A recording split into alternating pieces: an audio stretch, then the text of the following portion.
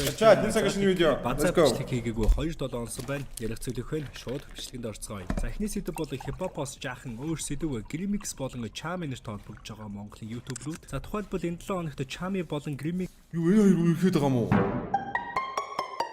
холбоотой иймэрхүү мэдээлэл сошиалор нэлээд сэвэгдлээ. Grimix Chami хоёрын саахын сурталчилгаа хэрэгс хэдэрлээ. Тэднийг бага насны маш олон хүүхдүүд үзэж дуурайж элдв бусын маш их юм идэж ууж байна. Монголын ирээдүй болсон бяцхан дүүнараа бас бодооч та хоёр. За нэг иймэрхүү болон пост байсан. За энэ нийтлэлийн сэтгэл хэсэгт бас хүмүүс хоёр хуваагдчихсэн. Бусдыг шүмжилж байхаар өөрийн хүүхдүүдтэй өөрсдөө буруу зүвийг ялгадаг болгоод хүмүүжүүлчих. Тэгэл болоо. Заавал бусдыг дуурайж хог идүүлэх алба таанарт байхгүй. Ялангуяа энэ Chami учир мэдэхгүй хүүхдүүдийг хэдэн мянгаараа үздэг. Дуурайж 9 шидийн хогнуудыг идэх гэж зүтгэх нь бүр төвөгтэй. Үнэн хүүхдүүд дуурайгаад дэлгүүр орохоор Chami хчин иддэг юм гээл авахын амсаж үзэхээр нийлж ихээр ядаж өөр юмнууд энэ төр рекламдаж болдгоо мó. Мөнгө олж байвал болоо юу? Нэр хүндэл олж байвал болоо юу? Хоёр новш минь. Ийм юмнуудыг цахим сүлжээнд муу үлгэр дуурайлал үзүүлдэг хэрэгт хариуцлага тооцооч. Бусад руу буруу чихэхэ дуртай хүмүүс учир ойлгох хүүхдүүд утас үздэг байхдаа яах гэж ийм зүйл хийдэг ямар учиртай вэ гэд зөрүүлээд тайлбар хэлээд ойлгуулахад болно. Энэ хүүхдийг давж хүүхдээ өдөрдөж чадахгүй бол юугүй. За нэг иймэрхүү бол хоёр хэсэгт бол сэтгэл хэсэг хуваагдчихсан. За миний хувьд бол энэ үйл явдал дээр бол 50-50% та байгаа альнийх нь ч талд ерөөхдөө орохгүй. За нэг талаас нь бол сүүлийн хэдэн жилүүдэд Монголд бол ерөөхдөө сахарын өвчин гэдэг өвчин маш их залуужж байгаа. Бүр 9 настай архаг сахартай охин байна гэдэг ч юм уу те. Ерөөхдөө бол энэ мэдээчлэн үйл явдлууд бол бүр маш их байгаа. За энэ нь юунаас болж байна вэ гэхлээр биднээсийн идэж ууж байгаа юм те. Ингээд жоохон хүүхдүүдийн идэж ууж байгаа тэр резинийн жихэр болон ундаа кола энэ бүхнээс бол болж байгаа. Амьдралын хэм маягаас нь шалтгаалж байгаа. За ийм байхад бол яг өөрийнх нь сегмент таарсан хүүхдүүд рүү өдөр шөнөгүй сахар рекламдна гэдэг бол нэг талаараа бас буруу юм. За нөгөө яг одоо эцэг эхчүүд хүүхдүүдээ өөрсдөө харж хандах хэвэл юу үзэж мүзэж байгаа юм. Гэхдээ дээрэс нь яг энэ рекламж байгаа хүмүүс нь бас жоохон ялцчуутай байсан дээр хаа бас те. Яг нэг чихрээ рекламч дараа нь дахиад нэг жоохон бодож байгаа нэг хэдэн сарын дараа тэгдэг ч юм уу. Эсвэл дундуур нэг өөр юм оруулж ирдэг ч юм уу. Тэгэхгүй тэгэл тааруулж идэрээ гэж чихрээ рекламдаад авах чинь бас нэг талаараа жоохон этикгүй муухай л да. Таас бол мэдээж ойлгомжтой хүүхдийнхаа юу идэж үү. Яг Grimix л чих рекламддаг үстэй. Grimix зүгээр тоглоом рекламддаг үстэй. Тоглоомын дэлгүүртэй. Юу үзэж харах энэ бүхнийг нь хажуу талаас нь менеж хийгээ аль болох иймэрхүү ам руу норж байгаа зүйл дээр маш их анхаарал халамж тавьж ерөөхдөө бол хяналт тавих нь эцэг ихийн үүрэг байгаа. За мэдээж Chami болон Grimix нараас илүүтэйгээр хүүхдээ удирдах нь эцэг ихийн үүргээ. За энэ үйл явдал дээр таны байр суурь ямар хөө байна комент хэсэгт өөрийнхөө бодлоо бичиж үлдээгээрэй. За дараагийн сэдэв бол Represent-тай холбогдож байгаа Represent Sanjas podcast-аар орохдоо за санах юу гэсэн талаар нэг иймэрхүү үгсийг ирсэн байна. Rocket Bay-тэй холбоотой олон мэтгэлцээнүүд боллоо. Rocket Bay гэдэг хүнийг overrated буюу хэтэрхий өндөр үнэлэгдсэн рэпер гэж мэтгэлцэн одоо энэ Монгол улс даяар л боллоо шүү дээ. Энэ бол та хэдийн бодлоор үний юм уу? Ер нь бол яг за түнчээ хийдэг юм хийгээ явж байгаа. Commercial дөө артист л та ер нь бол одоо ямар ч хүн ингээд дууг сонсож байгаа дуулчих боломжтой. Одоо жижигхэн сэдвэр ч гэсэн дуулдаг ч юм уу нэг тиймэрхүү хүн байгаа даа. Бидний бас яг нэг үе ихэлтэй. Сүүлийн нөгөө нэг Rocket Bay ингээл нэг боо юм болсон шүү. Тэрнээр би ерөнхийдөө тэгэл бодчихлээсэн. Яг адилхан хоёр рэпер байгаа байхгүй. Гэтэ зөв Flag нөгөө нэг Masara фэнийхээ хувьд гэх юм уу. За чи тэгээд ер нь жоо ялагдчихж байгаа байхгүй. Гэтэ Flag бол хэтрүүлж илээ. Тэгээ нэг амар тэг хэрэггүй. Rocket Bay бүр амар тэгж үнэлэх хэрэггүй. Хипхоп яг сонсдог хүмүүс бол мэдж байгаа. Яг Rocket Bay хувьд бол муугүй рэпер. Гэтэ тийм амар бас сайн бас рэпер биш. Тэр хүн яг менежментийн арай нэг жоохон онцлог зүйл нь бас яг энэ өндөрлөх. Тэгээ өөрөө бас хөдөлмөрч хүн. Тэгээд яг тэр байдал нь ингээд яг энэ юм дээр ингээ аваа явж байгаа. Менежмент бол амар сайн гэж бодож чинь түнч амар гэх юм уу бодчихлээсэн. Яг адилхан жижигхэн сэтгэлдөө артист л та ер нь бол одоо ямар ч хүн ингээ дууг сонсож байгаа дуулчих боломжтой. Одоо жижигхэн сэдвэр ч гэсэн дуулдаг ч юм уу нэг тиймэрхүү хүн байгаа даа байхгүй. Бидний бас яг нэг үе ихэлтэй. Сүүлийн нөгөө нэг Rocket Bay ингээл нэг боо юм болсон ш. Тэрнээр би ерөнхийдөө тэгэл бодчихлээсэн. Яг адилхан хоёр рэпер байгаа. Яг адилхан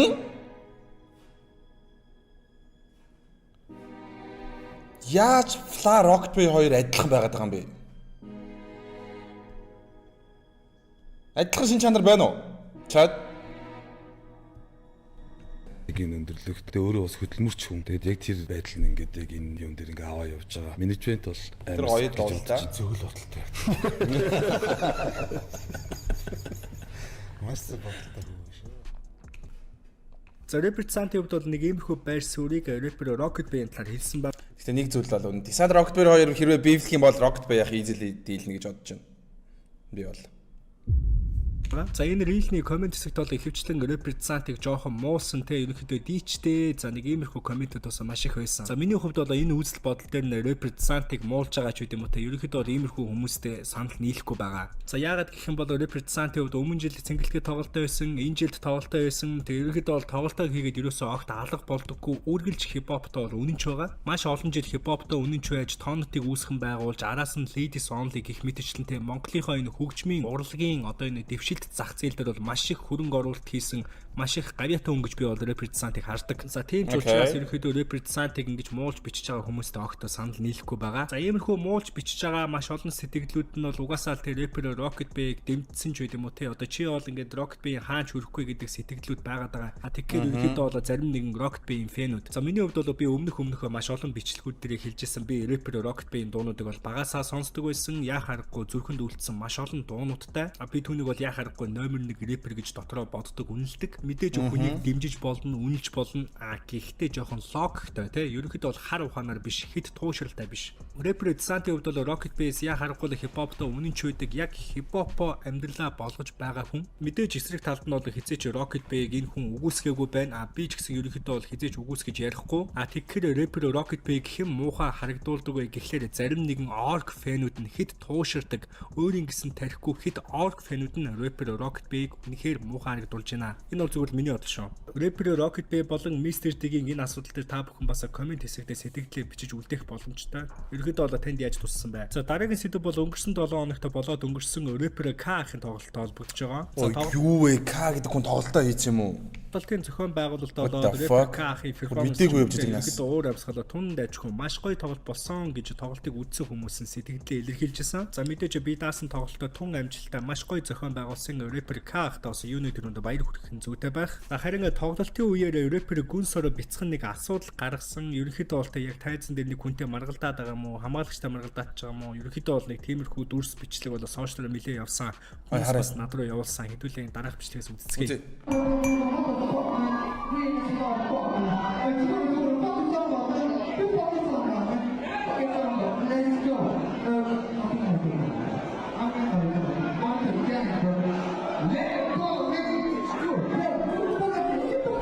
Юу энэ comedian All юу? Comedian All юм уу? Уул яач үлээ, All яач үлээ нэг хичээд шүү дээ. Comedian All юм уу? Биш үү?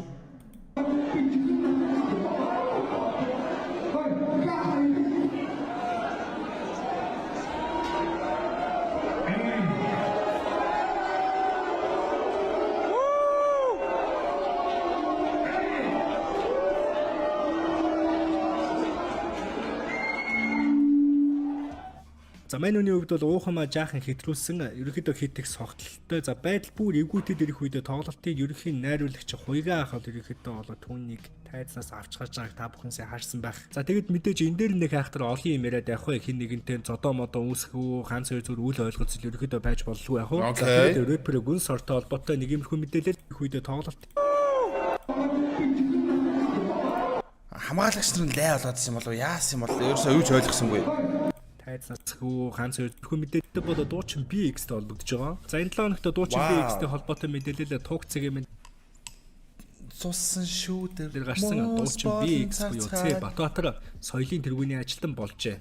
За нэг иймэрхүү бол мэдээлэл BX одоо соёлын тэргүүний ажилтан болж байгаа юм уу? Энэ мэдээллийг хараад ерөөсөө нүдэндээ итгээгүй яагаад гэвэл дөнгөж одоо л соёлын тэргүүний тэр дөнгөж одоо л болж байгаа юм уу? Маш их гайхсан. Та бүхний мэдж байгаачлан дуучин BX-ийн хувьд бол сүүлийн 2 жилийн турш Монголын урлагтаа эргэн ирчихсэн байгаа. Тэгээд дараа жил ч юм уу, тэрний дараа жил ч юм уу те ерөнхийдөө бол өөрийнхөө бие даасан тоглолтыг төв цэнгэлд хүрээлэнд хийнэ гэдэг маш том шуум мэдээллүүд бол гараад байгаа, яваад байгаа. Одоо яг Монголын шоу тоглолтуудыг хараад байхад бараг л бүх артист, бүх хамтлагууд тоглолтоо хийчихсэн. Ерөнхийдөө бол 7 хоногийн дараа ч хамаагүй тоглолтоо хийхэд стадионыг дүүргэх магадaltaй Монголд ерөнхийдөө бол 2 артист үлдчихсэн байгаа. Хинбэ гэхлээр Бэ тамир дээрээс нь BX. Тодорхой. За, Playtime дээр юу болсон? Playtime дээр юу болов? Зохион байгуулагддаг магадгүй Монголын хамгийн том шоу бол яахааргүй Playtime болсон. Playtime шоуны хувьд бол маркетинг ч юм уу те тиймэрхүү зүйл аягүй сайтай, хамгийн гол нь нэр аягүй сайтай л да муу нэр ерөөсөө байхгүй. За тэгээд ингээд хараад байхад бол энэ жилийн Playtime шоу өмнөх жилүүдээ ерөөсөө огт бараагүй, гүйцээгүй болсон сурагтай. Тэгээд бас энэ хэд хоног Playtime шоуг тойрсон хидэн сенсацтай мэдээлэл гарлаа. Хэдүүл одоо баццгаая. За хамгийн ихний ярьж эхлэх ёстой асуудал бол бол яхаарахгүй 0-ийн асуудал. Яа, play time дээр хараад идсэн 0 нь яг дандаа яагаад ийм ингээд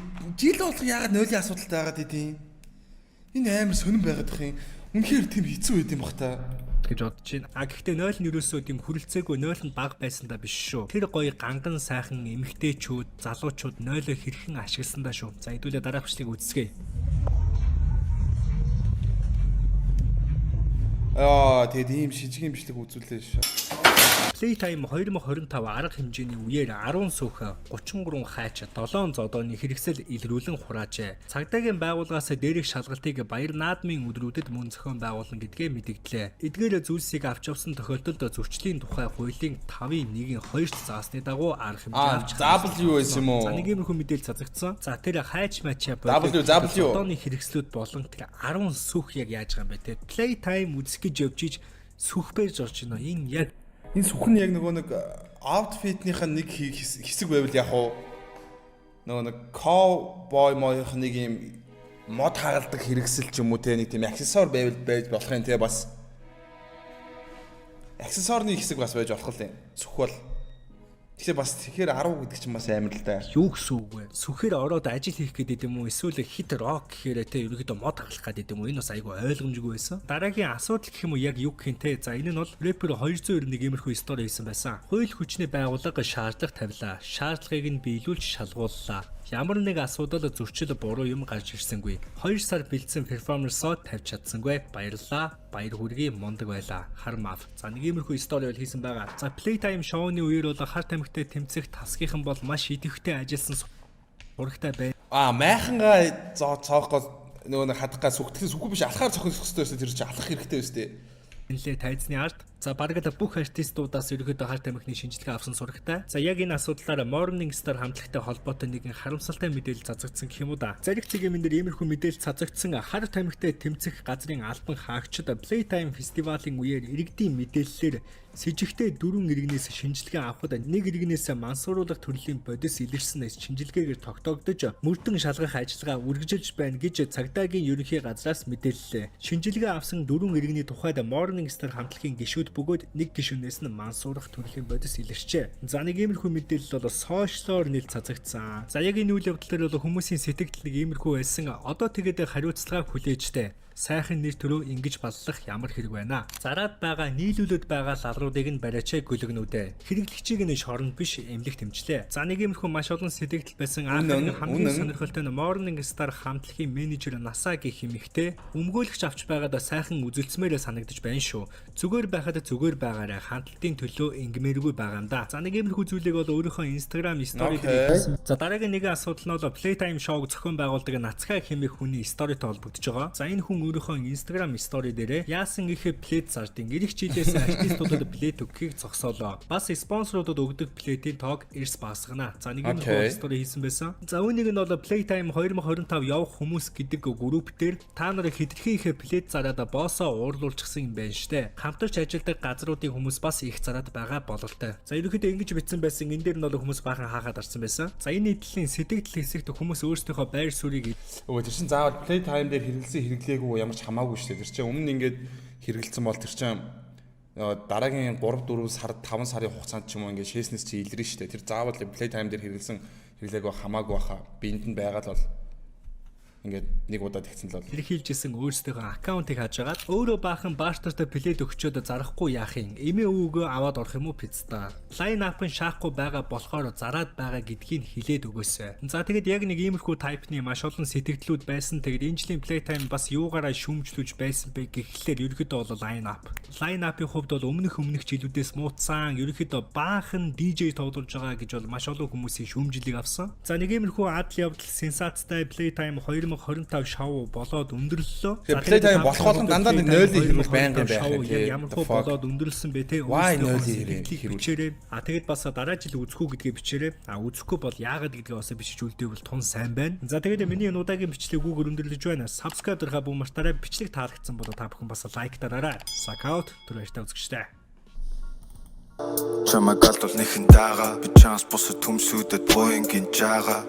Бидний баян бидний тэнд хүлээж байгаа. Болохоор бусад төвсөөс би барьчихсан зайгаа. чи надаас явж болно гэхдээ хүсвэл гэвч on track-ыг хүсэхгүй бидний галаасвал бид яаж магадгүй те тэд нар бас бол гэж мэдэхгүй чам шиг миний доотхыг босгоод